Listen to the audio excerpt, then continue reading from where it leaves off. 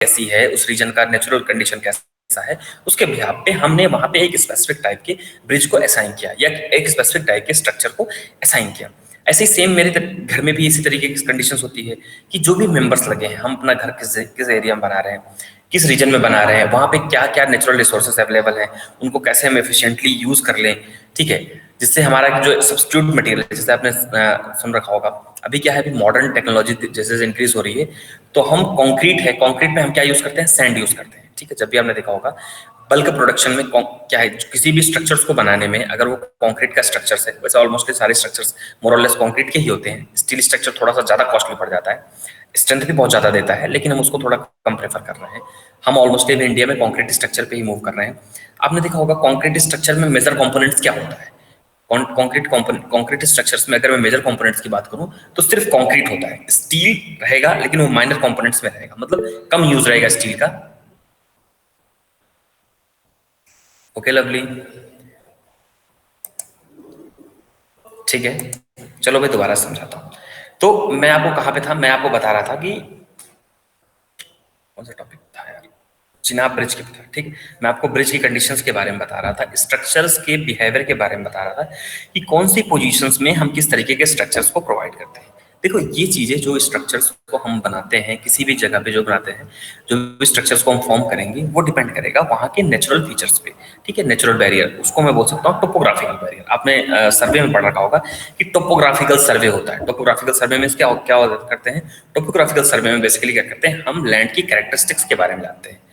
क्या क्या जानते हैं, लैंड की कैरेक्टरिस्टिक्स के बारे में जानते हैं। लैंड की कैरेक्टरिस्टिक मींस व्हाट, इधर वहां पे स्लोप है, कंटूर प्रोवाइड करना है, या स्टीप स्लोप है, या माइल्ड स्लोप है, ठीक है, या वहां पे कोई हिल है, या कोई केव है, मतलब किसी तरीके का उसका नेचर कैसा है। लेवलिंग करते हैं, लेवलिंग में क्या चेक करते हैं कि जो नेचर ऑफ द ग्राउंड है वो कैसे, कितना अंडुलेटेड है, ठीक है। अगर मैं इसकी कटिंग और फिलिंग करूं तो कितने अमाउंट ऑफ मटेरियल मुझे कट करना पड़ेगा, कितने अमाउंट ऑफ मटेरियल मुझे फिल करना पड़ेगा, ये सारी चीजें हम सर्वे के पार्ट से चेक करते थे, ठीक है। लेकिन मैं यहाँ पे आपको बता रहा था कि हम डिफरेंट डिफरेंट ब्रिज को, जो भी स्ट्रक्चर्स बनाते हैं, वो on the behalf of the topographical features के बिहाफ पे हम स्ट्रक्चर्स का फॉर्मेशन करते हैं, ठीक है। चाहे वो चिनाब का ब्रिज हो, चाहे बांद्रा वर्ली सी लिंक हो, चाहे इलाहाबाद का हैंगिंग ब्रिज हो, चाहे चंबल नदी पे राजस्थान में बना हुआ हैंगिंग ब्रिज हो, कोई भी कंडीशंस हो, या जो भी ब्रिज हमारे बने हुए हैं, जो भी स्ट्रक्चर्स बने हुए हैं, वो वहाँ के नेचुरल कंडीशंस को देख के बनाए गए हैं, ठीक है। अब देखो मैं अगर चिनाब का एग्जांपल लेके आपको बता रहा हूँ, या बांद्रा वर्ली सी लिंक का एग्जांपल लेके बताऊं, या इलाहाबाद के ब्रिज का एग्जांपल लेके बताऊं, तो आपने देखा होगा इलाहाबाद का, मैं इलाहाबाद से हूँ तो मैं इलाहाबाद की कंडीशन के बारे में आपको बता रहा हूँ, बाकी हर जगह आप पढ़ोगे तो साइंटिफिक रीजन आपको मिल जाएगा, सबकी डॉक्यूमेंट्री इजिली अवेलेबल है। तो इलाहाबाद में क्या है, जो इलाहाबाद का ब्रिज बना हुआ है, इलाहाबाद का जो हैंगिंग ब्रिज बना हुआ है, वो यमुना रिवर में बना हुआ है, यमुना नदी पे बनाया गया वो हैंगिंग ब्रिज। मतलब hanging bridge means what, suspension bridge, suspension bridge, cable cable के द्वारा वो ब्रिज बनाया, जो यमुना रिवर है, जो उसकी डेप्थ बहुत ज्यादा है, मतलब अनकाउंटेबल है, काउंट कर तो बहुत ज्यादा है। अगर मैं उसकी कॉस्ट ऑफ कंस्ट्रक्शन का कॉस्ट ऑफ लग रहा था, ठीक है, इसलिए हमने उस हमने प्रोवाइड कर करते हैं,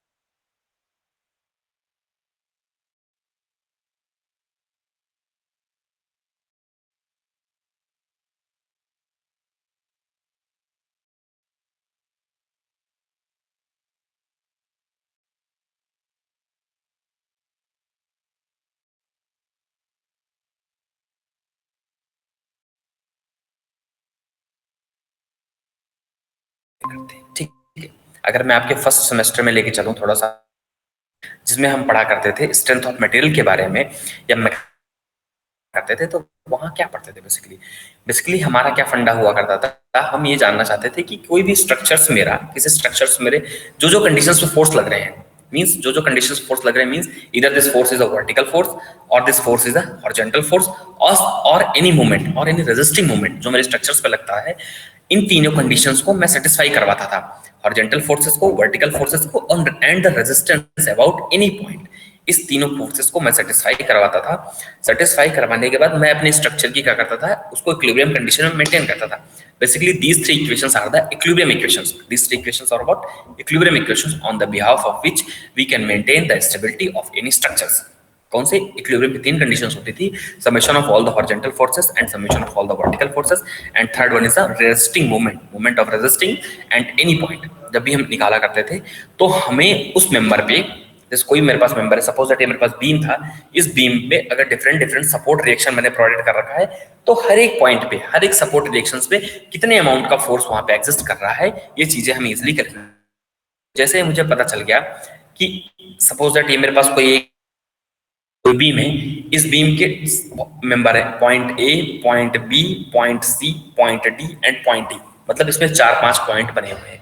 तो जैसे हमने इसमें लोडिंग कंडीशंस में लगाई, जैसे हमने क्या क्या रखा, इसमें सपोर्ट रिएक्शंस हमने लगाया और इसमें कुछ लोड हमने लगा दिया पूरे, या तो इधर we can put the UDL, uniformly distributed loaded, uniformly distributed load on this entire structures, और यूवीएल। लोडिंग कंडीशंस कैसी भी हो सकती है, यूडीएल हो, यूवीएल हो, पॉइंट लोड हो, कंसंट्रेटेड लोड हो, जिस भी तरीके से आपने लोडिंग कंडीशन डाल रखी, या दोनों का कॉम्बिनेशन हो, जिस भी तरीके से आपने लोडिंग कंडीशन डाल रखी, उसके अकॉर्डिंग हम जो मेंबर्स हमने प्रोवाइड कर रखा, जो स्ट्रक्चर्स में हमने मेंबर्स प्रोवाइड कर रखे, उस मेंबर पे कितने रिएक्शंस का फोर्स आ रहा है। जैसे आपने देखा होगा, जिस पॉइंट पे लोड का कंसंट्रेशन ज्यादा होता है, जैसे मैं आपको अगर किसी ब्रिज का एग्जांपल देके बताऊं, या अपने घर का एग्जांपल दे लो, या अपने कॉलेज का एग्जांपल ले लो। कॉलेज में जितने कॉलम्स बने हुए हैं, या आप डिजाइन जब करते हो, जब स्ट्रक्चर की आप डिजाइनिंग करते हो, किसी भी बड़े स्ट्रक्चर, ऐसा घर की छोटा सा G+1 बिल्डिंग की डिजाइनिंग करोगे, तो वहां पे रेयरली आपको दिखेगा, जैसे आप कोई पब्लिक बिल्डिंग डिजाइन कर रहे हो, कॉलेज डिजाइन कर रहे हो, स्कूल डिजाइन कर रहे हो, या हॉस्पिटल, कुछ भी ऐसा डिजाइन कर रहे हो, तो आप देखते हो वहां पे जो कॉलम की साइजेस होती हैं, कहीं पे आपने 9 इंचेस का कॉलम प्रोवाइड कर रखा, 9x9 का, कहीं 12x12 का, कहीं 9x12 का, कहीं 15x12 का, मतलब कॉलम की साइज आप देखते हो हर एक पोजीशंस पे मोस्टली डिफरेंट वेरी करती है। ऐसा क्यों होता है? ऐसा इसलिए होता है कि जिस पॉइंट पे, जिस एंगल, जिस भी पोजीशंस पे लोड का कंसंट्रेशन इंक्रीज हो रहा है, उस लोड को रेजिस्ट करने के लिए उस पॉइंट पे या उस प्लेस पे मुझे जो सपोर्टिंग मेंबर होगा, सपोर्टिंग मेंबर मींस व्हाट, जो भी सपोर्टिंग मेंबर प्रोवाइड करेंगे, इधर this supporting member is column और एनीथिंग एल्स, जो भी आप प्रोवाइड कर सको, वहां पे उसका साइज में क्या करता हूँ, वेरी करा देता हूँ। ठीक है, सपोर्टिंग मेंबर की साइज को मैं वेरी करता हूँ। कई बार आपने देखा होगा किसी किसी पोजीशंस में हम डीप बीम प्रोवाइड करते हैं, कहीं किसी पोजीशन पे हमारे पास 9 इंचेस की बीम होती है, कहीं हमने कैंटिलीवर रूफ बना रखा, वहां पे हमने 9-10 इंचेस 9 9 बाई 12 की बीम प्रोवाइड कर दी। कहीं मेरे पास क्या है, ज्यादा डेप्थ, कहीं किसी पॉइंट पे जहाँ पे ज्यादा हैवी लोड आ रहा है, वहां पे मैंने बीम की डेप्थ को क्या क्या इंक्रीज किया। तो यहाँ पे मैं सिंपल सा एक ग्राफ क्या देख पा रहा हूँ कि जिस जिस पॉइंट पे मैंने लोड के कंसंट्रेशन को इंक्रीज किया, या जिस जिस पॉइंट पे मैंने लोड की कंडीशंस को बढ़ाया, बताया, उस पॉइंट पे मेरे स्ट्रक्चर के कंपोनेंट्स जो होते हैं, जो भी।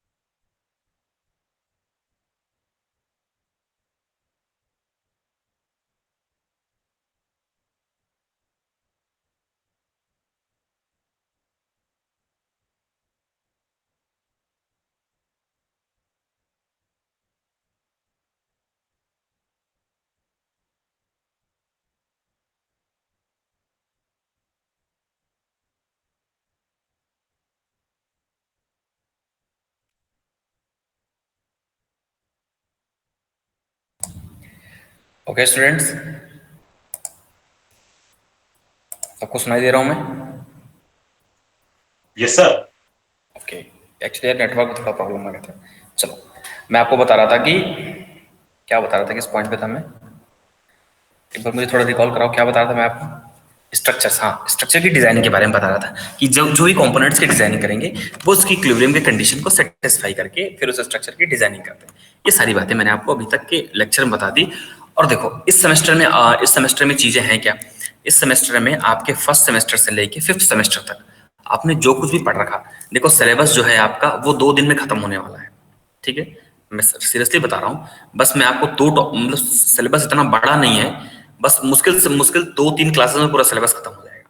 लेकिन उस सिलेबस से आप देखोगे एग्जाम में क्वेश्चंस बहुत सारे तरीके से आते हैं।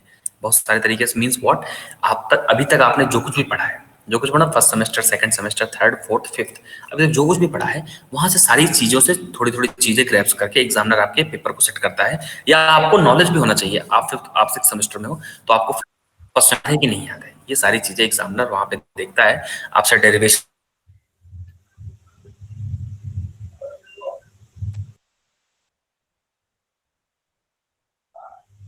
सर न्यूमेरिकल भी आएंगे फर्स्ट सेकंड थर्ड सेम के? नहीं सर, मना कर रहे थे। नो न्यूमेरिकल, सिर्फ थ्योरी थ्योरी आएगा। अरे चलो फिर तो पास हो जाएंगे लगभग।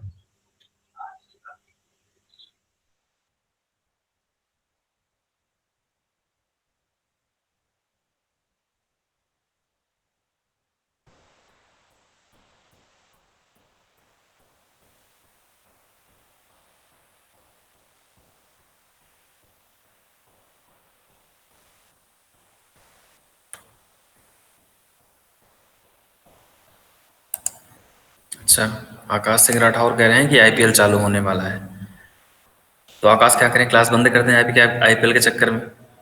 सर एग्जाम अरे में न्यूमेरिकल आएंगे नहीं सर? सर, अभी बाद में होगी वो तो। कौन से एग्जाम में पूछ रहे हो आप, फिफ्थ सेमेस्टर या सिक्स सेमेस्टर के? सिक्स सेम में सर, सिक्स सेम में। फिफ्थ का सिक्स तो सेम सर। में अभी तक तो नहीं, अभी तक तो कोई न्यूमेरिकल नहीं पूछा गया है, ना ही न्यूमेरिकल वाला ये सब्जेक्ट ही है। ये प्योरली थ्योरेटिकल कंटेंट का सब्जेक्ट है, या इस बार क्या है, पूरी थ्योरी है। आपसे एक्टिव स्ट्रक्चर मतलब आपने अभी तक जो जो स्ट्रक्चर्स के बारे में पढ़ रखा, अभी तक आपने उसकी क्या करी, मैकेनिज्म को जाना। अभी तक जैसे आपने कॉलम की डिजाइनिंग को पढ़ा, कॉलम कैसे डिजाइन करते हैं, बीम कैसे डिजाइन करते हैं, बीम में किस तरीके की लोडिंग आती है, स्लैब किस तरीके की डिजाइन करते हैं, हेलिकल रेनफोर्समेंट कैसे डिजाइन करते हैं, फुटिंग कैसे डिजाइन करते हैं। ये डिफरेंट डिफरेंट किसी भी स्ट्रक्चर की मैकेनिकल पॉइंट ऑफ व्यू से मींस मैकेनिज्म, उसका मैकेनिज्म कैसे है, वो सारी चीजों को अभी तक आपने पढ़ लिया। यहाँ पे क्या है, आपसे पूछा जाएगा कि this specific structure is belong to this category. मतलब सपोज दैट कॉलम है, वो एक्टिव स्ट्रक्चर है या वेक्टर एक्टिव है या फॉर्म है, किस तरीके के स्ट्रक्चर्स कैटेगरी में आता है। ये चीजें मैं आपको नेक्स्ट क्लास से स्टार्ट करूंगा। अभी आज मैं सिलेबस का थोड़ा बर्डन नहीं ले रहा हूँ, आपको नहीं बता रहा हूँ चीजों को। मैं आपको जस्ट पूरे सिलेबस में क्या है ये चीजों को मैं आपको ब्रीफ कर रहा हूँ। नेक्स्ट क्लास से हम सिलेबस के अकॉर्डिंग पढ़ना शुरू करेंगे, ठीक है। और अभी थोड़ा नेटवर्क का इशू भी चल रहा है, यहाँ पे बार बार कनेक्शंस भी कट रहे हैं। फिलहाल मेरे ख्याल से इतनी इंट्रोडक्टरी क्लास बहुत है, आपको समझ में आ गया होगा यस सर। कि चीजें क्या है, कैसे हैं, सारी चीजों को होपफुली समझ में आ गया होगा, सारी चीजों के बारे में। Yes sir.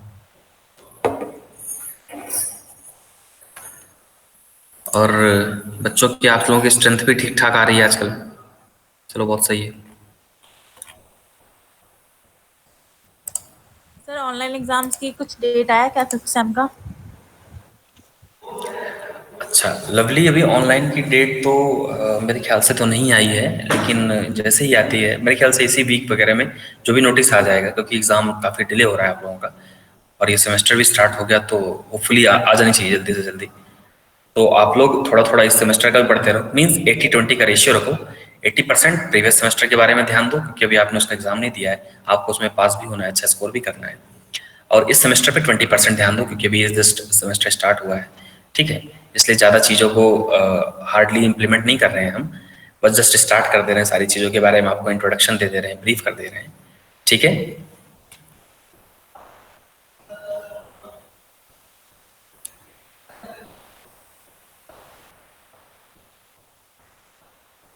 अच्छा, आकाश सिंह राठौर कह रहे हैं कि सब रायता हो जा रहा है। ठीक है आकाश, रायता नहीं बनाते, अरे रायता नहीं नहीं नहीं सर, बनाते मैं तो अभी इस पुराना कह रहा सेमेस्टर। हूँ। वो मिक्स हो जाता है ना अच्छा, दो दो चीजें। हाँ हाँ, देखो यार, ये तो अगर आपने ऑफलाइन एग्जाम दे दिया होता तो ये चीज़ें मिक्स ना होती। सर और आप, काश में वहां पे होता। ठीक है कोई बात नहीं, नहीं मिक्स हो पाएगा। पुराने सेमेस्टर की चीज़ों को थोड़ा थोड़ा रिवाइज करते रहो। तो ये सारी चीज़ें, इतनी ही चीज़ें थी आपके सिलेबस में। जो मैंने आपको पूरा from first semester two fifth semester की चीज़ों को आपको जस्ट एक ब्रीफ कर दिया, एक ब्रीफ इंट्रोडक्शन दे दिया, और इस सेमेस्टर में क्या है वो मैंने आपको बता दिया। ठीक है, अब नेक्स्ट क्लास से अपनी हम इस सेमेस्टर की चीज़ों को स्टार्ट करेंगे। मतलब मैं आपको एक एक स्ट्रक्चरल कंपोनेंट्स के बारे में बताना शुरू करूंगा और उनकी कैरेक्टरिस्टिक्स के बारे में आपको बताना शुरू करूंगा। ठीक है, जस्ट आप अपनी अटेंडेंस मुझे यहाँ मार्क करवा दो एक बार।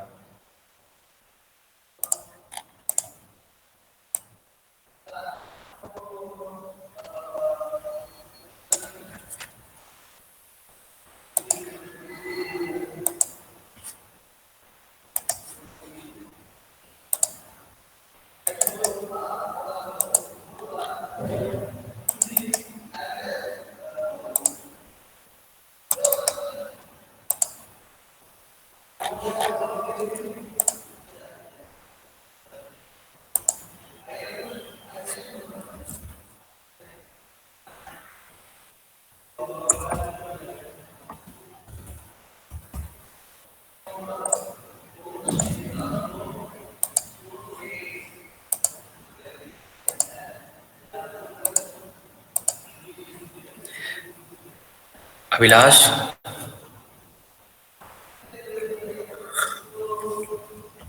ये सीट विजिबल है क्या? अटेंडेंस सीट विजिबल है सबको?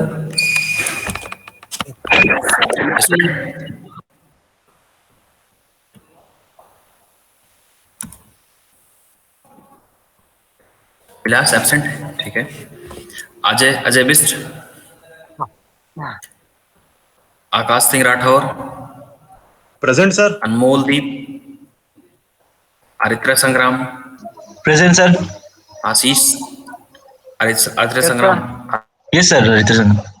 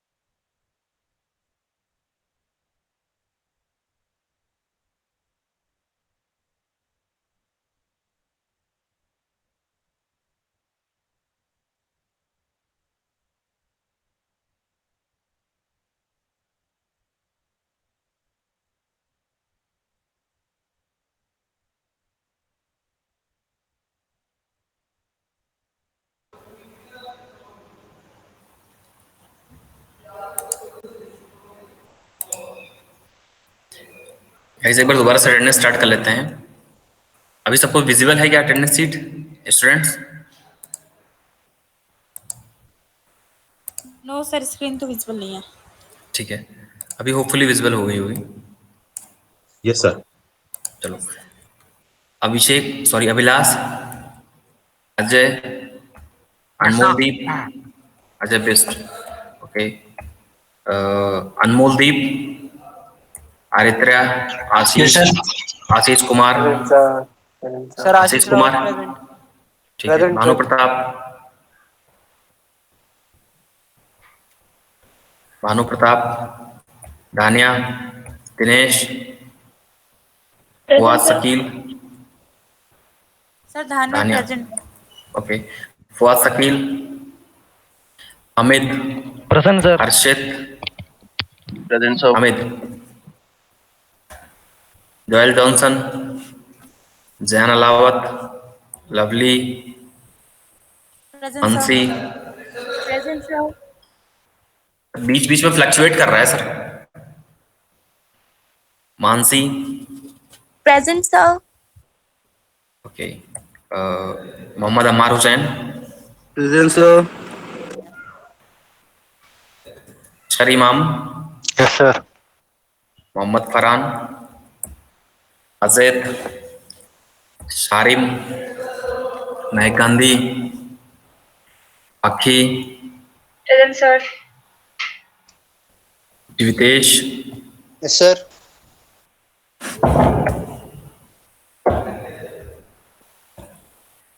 प्रखर Tripathi, present sir. Kirti, Present, sir.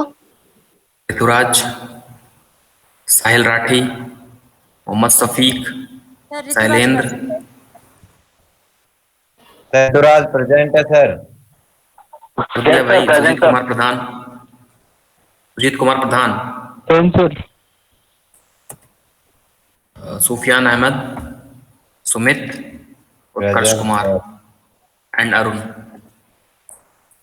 कोई है ऐसा जो एब्सेंट इसमें ना हो, जिसकी अटेंडेंस नाम बोली ना मार्क हुई हो? सर मेरे लवली के नाम की स्पेलिंग ठीक कर दीजिए। लवली 3 ठीक है कर देंगे सबकी स्पेलिंग। और कुछ? No sir. ओके स्टूडेंट्स, तो फिर आज की अपनी क्लास यहीं पे एंड करते हैं, ठीक है? और नेक्स्ट क्लास से अपना सिलेबस पे हम फोकस करके स्टार्ट करते हैं, ठीक है स्टूडेंट्स? अभी थोड़ा सा नेटवर्क का इशू कुछ चल रहा है यार, यहाँ पे नेटवर्क थोड़ा ठीक नहीं है, तो इसलिए क्लास थोड़ी ज़्यादा कंटिन्यू नहीं कर सकते। मिलते हैं नेक्स्ट क्लास में। Okay students, bye bye and take care.